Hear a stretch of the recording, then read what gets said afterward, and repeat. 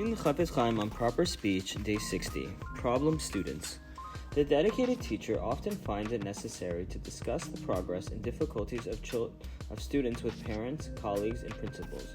A lack of clear guidance with regard to Lashon Hara can create either a free-for-all atmosphere where people talk about anybody with anyone, or at the other extreme, a simplistic approach to Shmiras HaLashon, which can inhibit the teacher's effectiveness as an educator.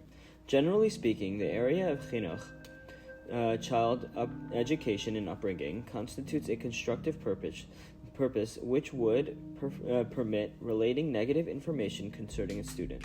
However, the specific conditions which permit speaking negatively for a constructive purpose must never be overlooked. Verification of facts is crucial. For a teacher to play an amateur psychologist and hastily diagnose the student as having some complex disability or disorder without pursuing the matter properly constitutes recklessness, and the consequences can be devastating. To communicate one's evaluation under such circumstances would be hotzi shem ra, slander.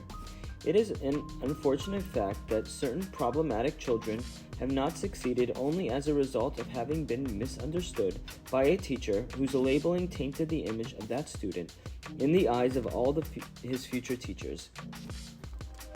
A teacher must make every effort to fully understand the behavior of each student.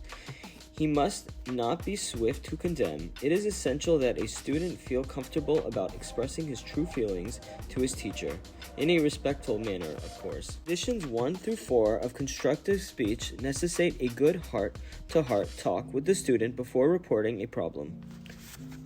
Source of merit. To reject Lashon Hara as false is an extremely great source of merit, especially if the subject of the report is respected as a man of spiritual stature. It is said of Yerovam ben Yoash that he was a man who accorded the prophets honor. Therefore, those nations which the Holy One, blessed is He, did not give over into the hands of Yehoshua ben Nun or David, the king of Israel. He gave over into the hands of Yerovam ben Yoash. As it is written, he, Yerovam, returned the borders of Israel from the approach to Hamas until the sea of Arava.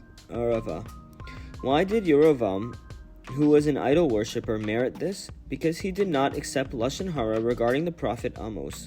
At that moment, when he rejected the report against the prophet, God said, though the generation is guilty of idol worship, its leader is guilty of idol worship, nevertheless, the land which I promised to Avram, Yitzchak, and Yaakov will be given over into Yerovam's hands.